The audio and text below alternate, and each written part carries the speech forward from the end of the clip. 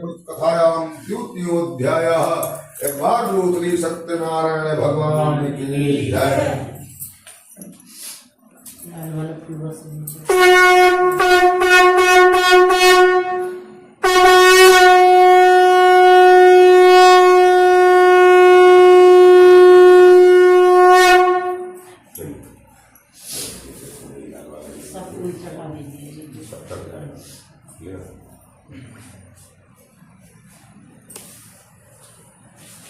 ओम हरि ओम सूतोवाच पुण्ड्रग्रे प्रवक्ष्यामि क्षुणद्धं मुनि सत्तमाः पुराचोलका मुखो नाम थीन् महामतिः जितेन्द्रियः सत्यवादियो देवालयं प्रति दिने दिने धर्मदत्तायो यान् संतोषयत्सुदेः।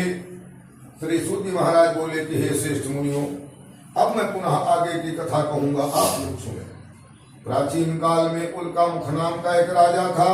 वह जितेंद्रिय सत्यवादी था, चंद बुद्धिमान था और विद्वान राजा प्रतिदिन देवालय में जाता था और ब्राह्मणों को दान दे करके संतुष्ट करता था। कमल के समान मुख वाली उसकी धर्म पत्नी शील विनय एवं सौंदर्य आदि गुणों से संपन्न तथा पतिव्रता थी। राजा एक दिन अपनी धर्म पत्नी के साथ भद्रशिला नदी के तट पर सत्यनारायण भगवान का व्रत कर रहा था। उसी समय व्यापार में एक प्रकार की पुष्कल धनराशि से संपन्न एक साधु बनिया वहां आया। भद्रशिला नदी के तट पर नाव को स्थापित करके वह राजा के पास गया और राजा को उस व्रत में दीक्षित देख करके विनय पूर्वक पूछने लगा। साधु ने कहा कि राजन, आप भक्त चित्त से है क्या कर रहे हैं? कृपया वो सब बतलाइए, इस समय मैं सुनना चाहता हूँ। राजा बोले कि हे साधु, पुत्र आदि की प्राप्ति की कामना से अपने बंधु बांधवों के साथ मैं अतुल तेज संपन्न भगवान विष्णु का व्रत एवं पूजन कर रहा हूँ। राजा की बात सुनकर साधु ने आदर पूर्वक कहा कि राजन, इस विषय में आप मुझे सब कुछ विस्तार से बतलाइए। आपके कहने के अनुसार मैं व्रत एवं पूजन को करूंगा, क्योंकि मुझे भी कोई संतान नहीं है, इससे अवश्य ही संतान प्राप्त होगी। ऐसा विचार करके वह व्यापार से निवृत्त होकर आनंद पूर्वक अपने घर आया। उसने अपनी भार्या से संतान कि आप लोगों को प्रारब्ध महान दुख प्राप्त हुआ है, इस समय वो कोई भय नहीं है। ऐसा कहकर उनकी बेड़ी खुलवा करके क्षौर कर्माद करवाया। राजा ने बस अलंकार देकर उन दोनों बड़े पुत्रों को संतुष्ट किया तथा सामने बुलाकर मीठे मीठे वाणी द्वारा अधिक आनंदित किया। पहले जो धन ले लिया था उसे दूना करके दिया। तदनंतर राजा ने पुनः उनसे कहा कि हे साधु, अब आप अपने घर को जाएं। राजा को प्रणाम करके आपकी कृपा से हम जा रहे हैं, ऐसा कहकर उन दोनों महावैश्यों ने अपने घर की ओर प्रस्थान किया। श्री स्कंध पुराणे रेवा खंडे श्री सत्यनारायण कथायां तृतीयोऽध्यायः। एक बार लो श्री सत्यनारायण भगवान की जय।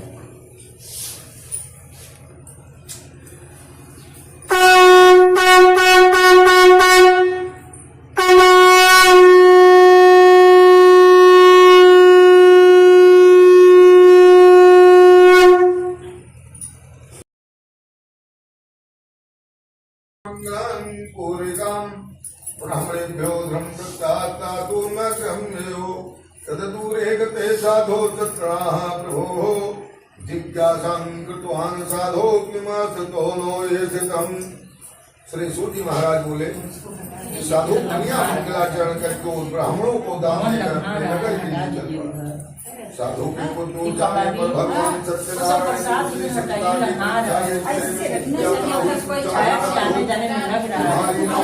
भरा है। दोनों महाजनों ने पूर्वक होते हुए कहा हो, क्या कुछ द्रव्य लेने की इच्छा है? हमारी नाव में तुलता और पत्ते आदि भरे हुए। ऐसे निष्ठुर वाणी सुनकर तुम्हारी बात सच हो जाए, ऐसा कहकर चंडी सन्यासी का रूप धारण किए हुए भगवान को दूर जाकर समुद्र के किनारे बैठ गए। गंडी के चले जाने पर नित्य क्रिया करने के पश्चात उतराई हुई नौका को देखकर साधु बनिया तंग आचरण में पड़ गया और नाव में लता और पत्ते आदि को देखकर मूर्छित होकर के पृथ्वी पर गिर पड़ा। सचेत होने पर वाणी पुत्र चिंतित हो गया।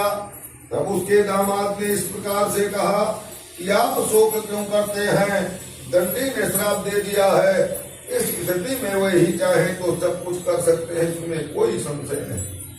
अतः उन्हीं की शरण में हम चले, वही मन की इच्छा पूर्ण होगी। दामाद की बात सुनकर वो साधु बनिया उनके पास गया और महादंडी को देखकर उसने भक्ति पूर्वक उन्हें प्रणाम किया तथा आदर पूर्वक कहने लगा कि आपके सामने मैंने जो भी कुछ कहा है, असत्य भाषण रूप अपराध किया है, यानी झूठ को बोला है, आप मेरे उस अपराध को क्षमा करें। ऐसा कहकर बारंबार प्रणाम करके महान शोक से व्याकुल हो गया। बंदी ने उसे रोता हुआ देखकर कहा, हे मूर्ख, रो मत, मेरी बात को सुनो।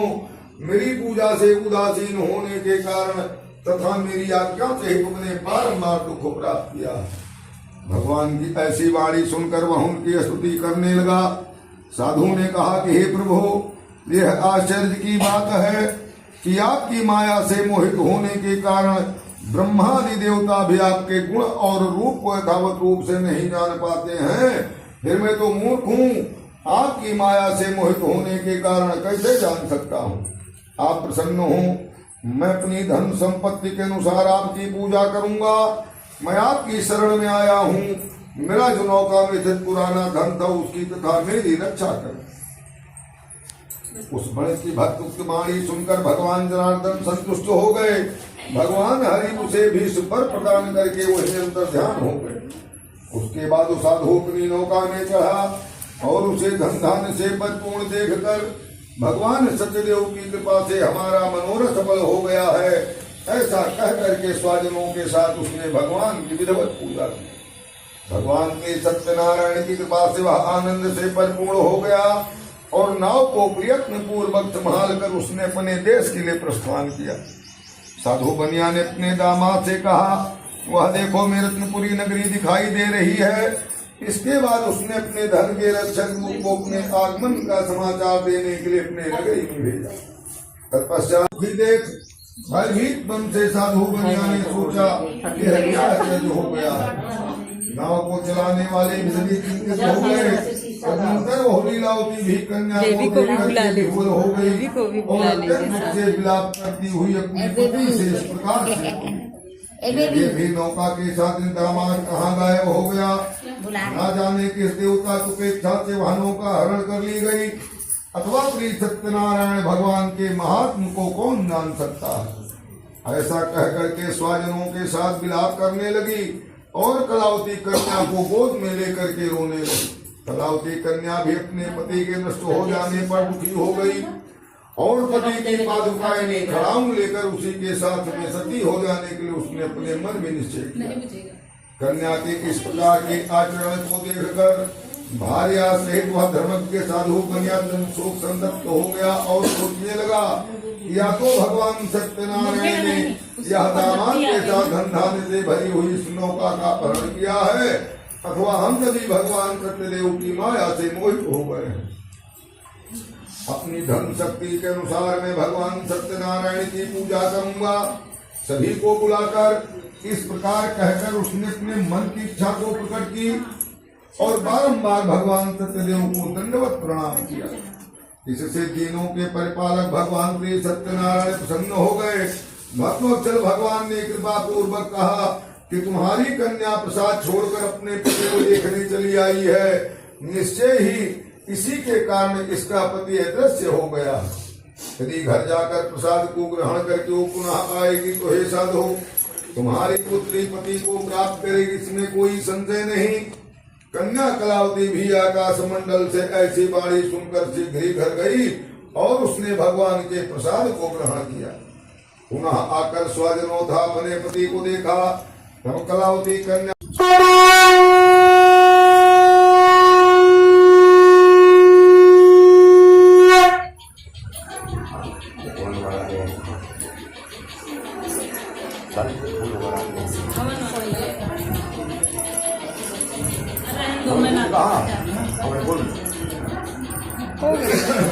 क्षमा चाहता हूँ।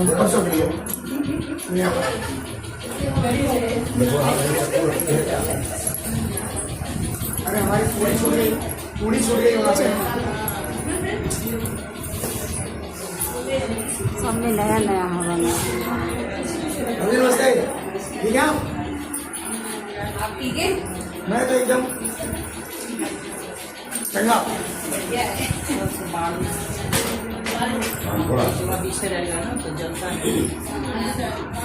गंदी बात बालू सबसे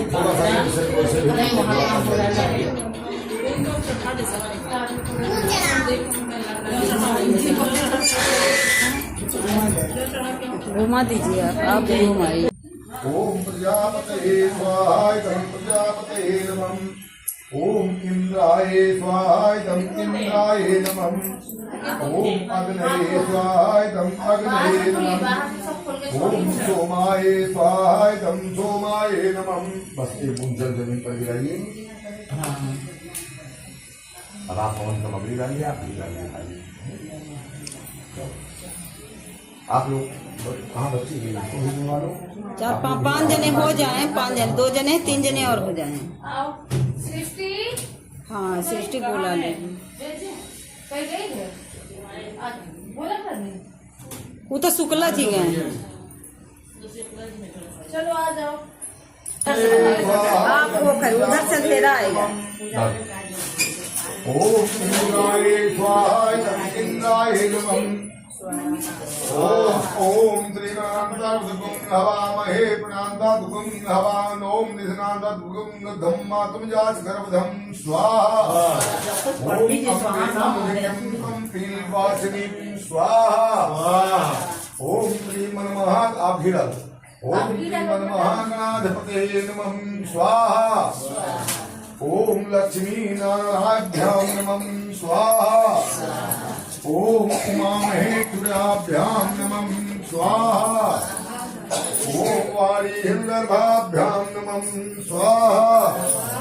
ओम सची पुरंदराभ्यां नमः स्वाहा। धनी भाग धर दिया हो जहाँ हो हवनिया।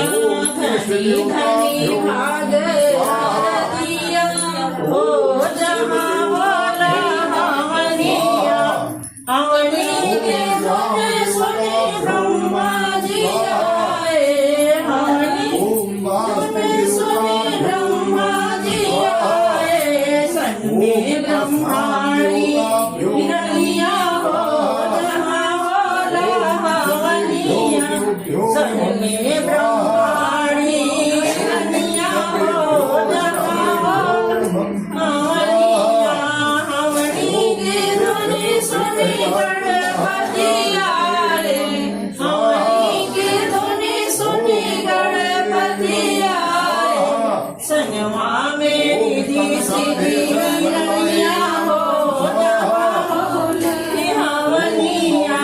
धनी धनी भाग धर दिया हो जहाँ बोला हवनिया। हवनी के धुनी सुनी भोले दिया रे। सुनी भोले दिया रे। संगमा में गौरा रनिया हो जहाँ हवनिया। धनी धनी भाग धर दिया हो जहाँ बोला हवनिया। हवनी के सुनी ब्रह्मा जी आए। हवनी के सुनी सुनी राम जी आए। सतमा में सीता रनिया हो जहाँ बोला हवनिया। धनी धनी भाग धर दिया हो जहाँ बोला हवनिया।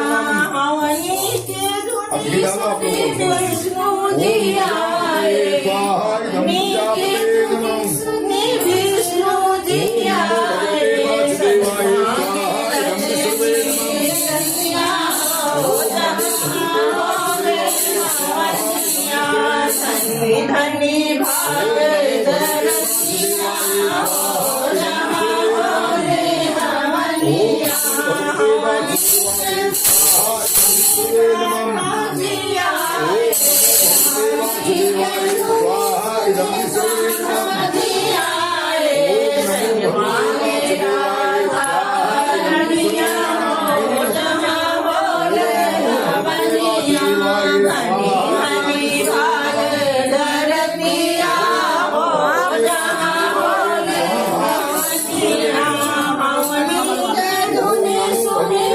भगवान के तो और दोनों जन के तो बहुत है। जनवा में ऋषि मुनि लोग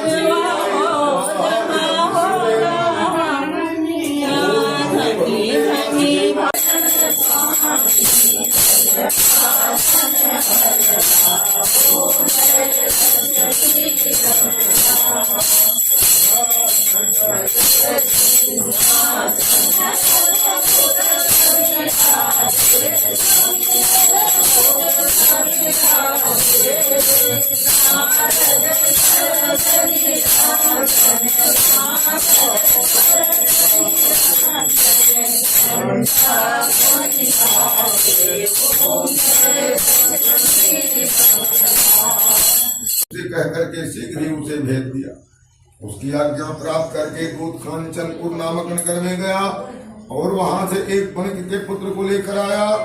उस साधु ने उस बणिक के पुत्र को सुंदर और गुणों से संपन्न देखकर अपनी जाति का भाई बंधुओं के साथ संतुष्ट होकर विधि विधान से बणिक पुत्र के हाथ में कन्या का दान कर दिया।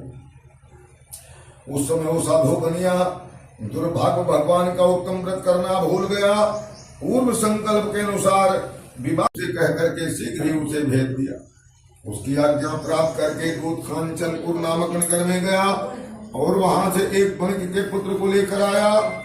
उस साधु ने उस बणिक के पुत्र को सुंदर और गुणों से संपन्न देखकर अपनी जाति का भाई बंधुओं के साथ संतुष्ट होकर विधि विधान से बणिक पुत्र के हाथ में कन्या का दान कर दिया। उस समय वो साधु बनिया दुर्भाग्य भगवान का उत्तम व्रत करना भूल गया। पूर्व संकल्प के अनुसार विवाह के समय में व्रत को न करने के कारण भगवान उस पर रुष्ट हो गए। कुछ समय के पश्चात अपने व्यापार कर्म में कुशल साधु बनिया काल की प्रेरणा से अपने दामाद के साथ व्यापार करने के लिए समुद्र के किनारे रत्नसारपुर नामक सुंदर नगर में गया और अपने श्री संपन्न दामाद के साथ वहां पर व्यापार करने लगा। तदनंतर वे दोनों राजा चंद्रकेतु के रमणीय उस नगर में गए। उसी समय भगवान श्री सत्यनारायण ने उसे भ्रष्ट प्रतिज्ञा देखकर इसे दारुण कठिन और महान दुख प्राप्त होगा या श्राप दे दिया। एक दिन एक चोर राजा चंद्रकेतु के धन को चुरा कर वहीं आया जहां पर दोनों बड़े कैसे थे।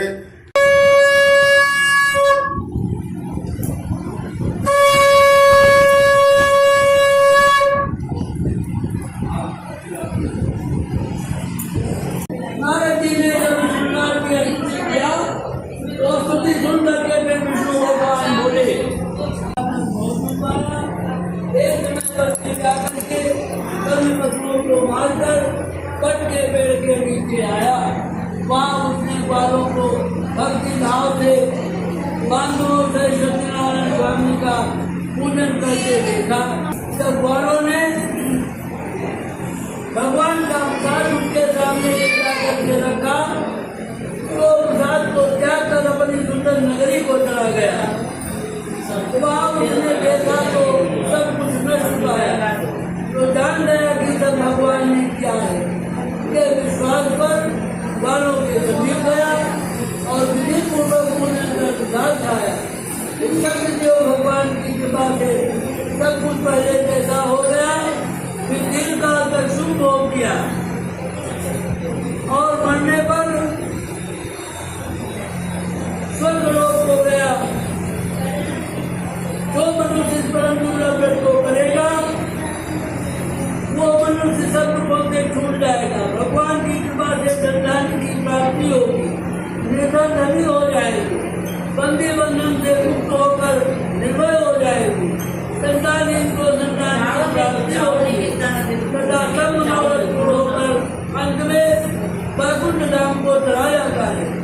जिन्होंने पहले जन्म को किया है उनके दूसरे जन्म की कथा कहता हूँ।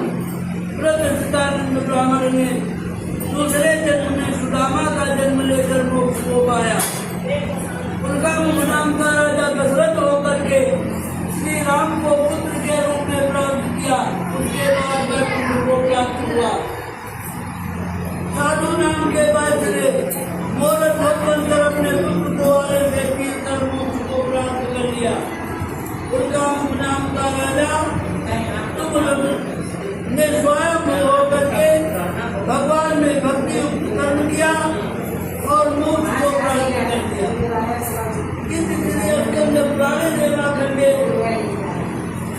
शुभ हो जाए। श्रीमान पार्वती सत्यनारायण भगवान भगवान की जय।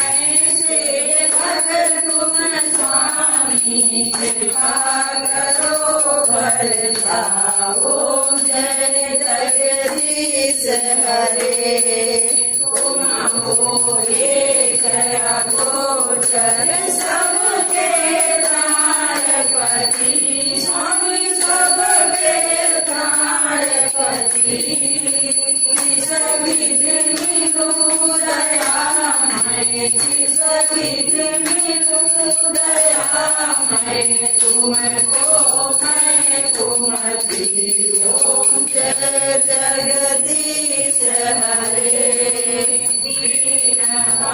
दुख हरता तुम ठाकुर मेरे स्वामी तुम हनुमान की जय, दुर्गा मैया की जय, माता पिता की जय। घूम जाइए। हर हर महादेव।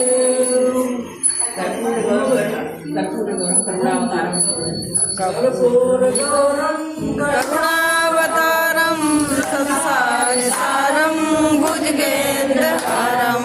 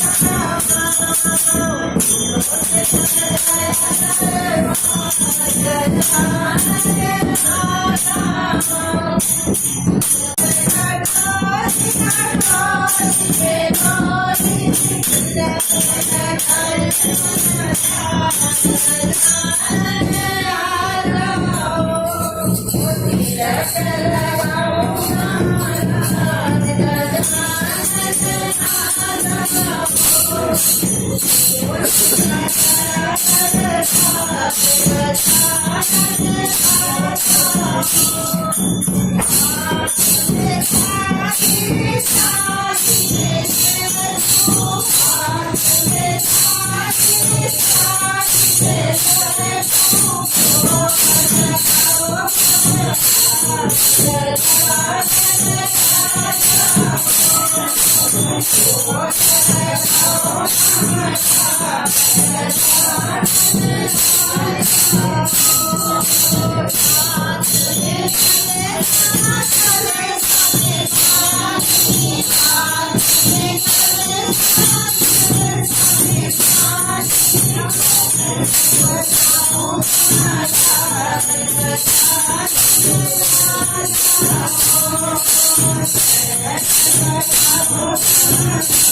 Thank